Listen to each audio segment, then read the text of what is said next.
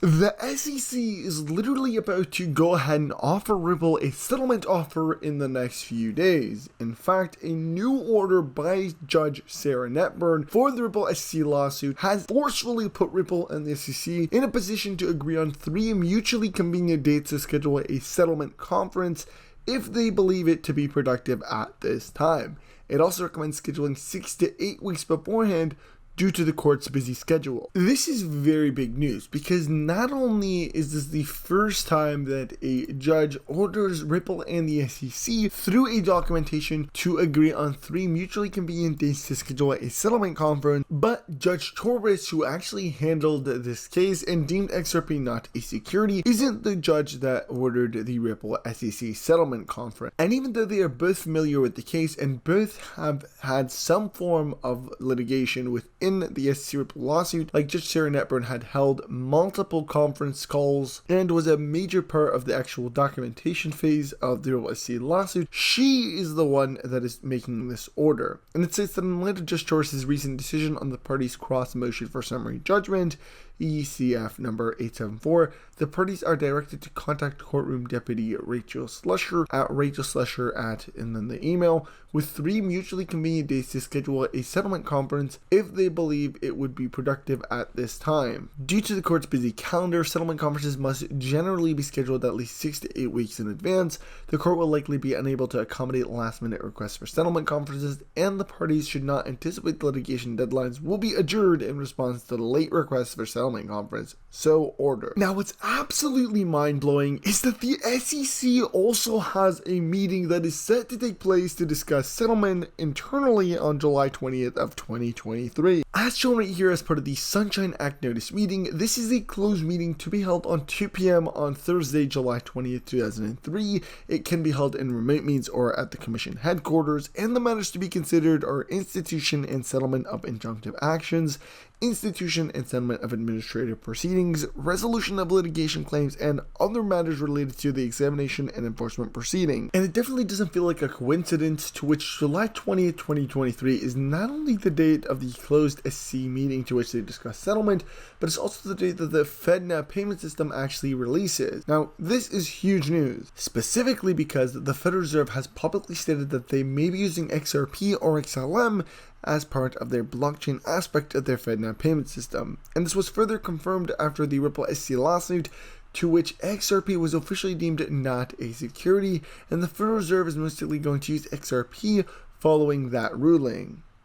To which it cites that the FedNow service partnership with Metal Blockchain for quick fiat and stablecoin conversion marks a major milestone in bridging the barrier between conventional banking and decentralized finance. Ripple, a prominent provider of cross-border payments and open-source distributed ledger technology for financial transactions, may be among the fintech companies that will be utilized by the FedNow payment system. Additionally, Stellar Lumens, also known as XLM, a blockchain-based payment network that offers a quicker and more cost-effective method for executing global payments, might also be among the companies that the FedNow system will use. All of this proves to be very bullish for both Ripple and the price of XRP. Now, I know everybody's wondering what is going to be the price of XRP, and we're going to discuss this further in the video, but I do want to announce that I'm going to be giving away some free XRP to one lucky subscriber. All you have to do to enter is subscribe to the channel with your post notifications on, tap the like button, and share this video to one friend or family member. Once you've done that, drop a comment down below, and once we hit 20,000 subscribers, I'll be picking one winner.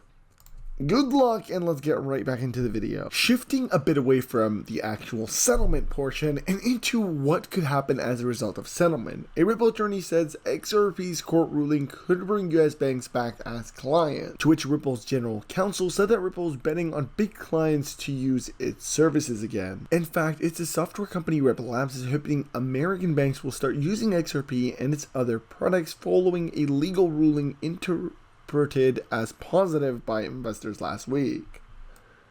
And in an interview with CNBC, Ripple's general counsel Star Aldero said he expected US banks to go back to using the fintech firm's on-demand liquidity product.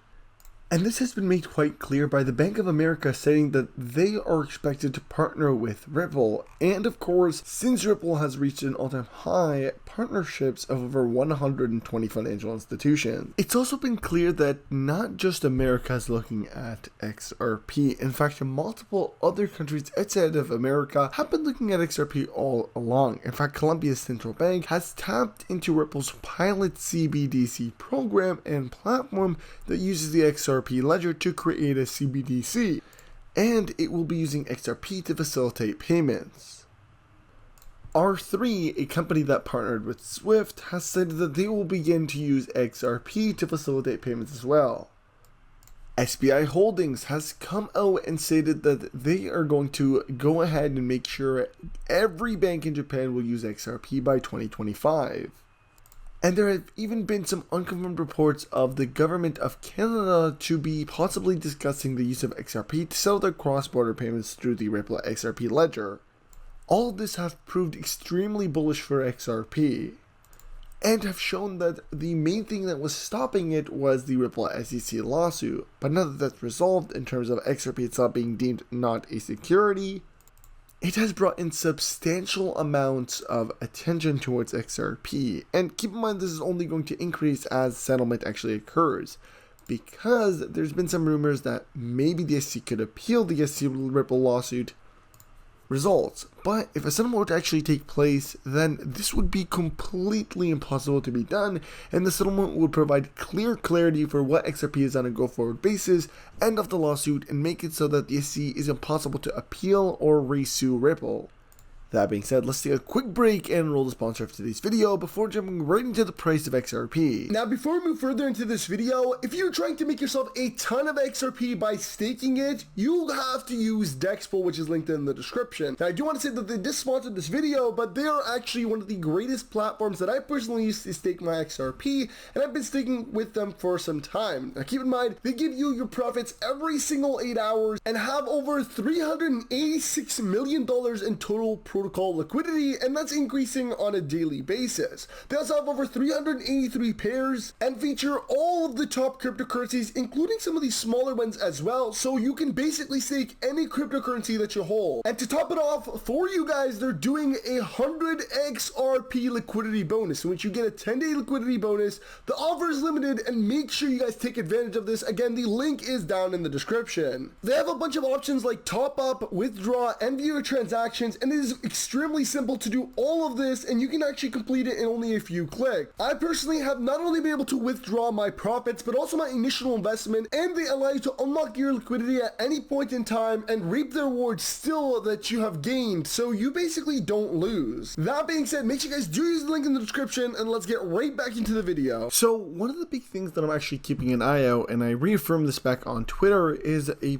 previous prediction that was posted on June 7th, 2023. I actually posted on my Twitter by a prominent analyst going by the name of 25 Hours Away, and he cites 4 phases, and along with those 4 phases are 4 different price predictions, and we may actually be going into the first one in the next couple of days, as Ripple and the SEC schedule to meet for settlement, and settlement being the most probable outcome of the Ripple SEC lawsuit. Now here's what it says. It says keep these XRP prices on your chart. First one is $13.59. The second is $157.29. Phase 3 is $2,948.34, and the last phase is in the close to $60,000 at $59,238. Now, what's very impressive and what made me even tweet this is that it didn't base it based on certain dates. It didn't say that on this date we're going to get this price. Rather, it emphasized events that are going to trigger the price of XRP to different values. And this to me is extremely logical. The first one is around $15, or in this case $13.59, and this is upon announcement of a settlement. Now, we've talked about this for a really long time, and we've talked about how a settlement is most likely the logical outcome of the SEC Ripple lawsuit,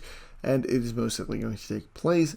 But again, we did project $7 to $13 per XRP, and $13.59 seems to be logic. Shifting forward to $157, this is upon XRP relisting on all exchanges. And even though this actually happened as a result of XRP being deemed not a security, it is crucial to understand that this is a phase-on-phase situation, which means that if XRP is listed on all exchanges before a settlement is announced, and with the possibility of the SEC appealing it, it's not going to get so much momentum as should be. Now, I do think once we get past the phase 1, phase 2, phase 3, and phase 4, these 3 phases are actually a bit overhyped in terms of the price digits that they give here, especially if it happens in a very short period of time. But I still won't take away the possibility that it may actually happen. Now, phase 3 is now close to $3,000, and this makes a lot of sense because it cites Ripple's to go public and IPO, and we're going to see bank partnerships. Now, we've already begun to see that a lot of banks have mentioned partnerships, but not a lot of banks have actually officially begun using it. Once official banks start to use XRP, we are going to see a massive increase in the volume of XRP and the market cap, as most of the money is going to begin to flow through the XRP ledger. This, of course, with increase in demand and decrease in supply, is going to bring the price of XRP to massive highs. Now, the last and final phase is basically an all of the money situation. Now, it says that global central bank digital currencies cross-border integration, but I truly believe that this will only happen when all the money begins to flow through XRP. And even though this is going to take a very, very long time and may never actually happen, $60,000 per XRP is a lot of money. And most people are going to be out of XRP way before that. But that doesn't change the fact that if you were to wait maybe 10, 20, maybe even 30 years, that XRP will hit this digit. Now, before I end off this video, I will say that I'm not a financial or legal advisor, so none of this is financial or legal advice, but I will say that make sure you guys go ahead and follow me on all my social media platforms, including my Twitter, as I'm always posting there first. We're so freaking close to 7,000 followers, so make sure you hit that follow. Do subscribe to the channel to be entered into the juicy free XRP giveaway, and I'll see you guys in the next one. Peace.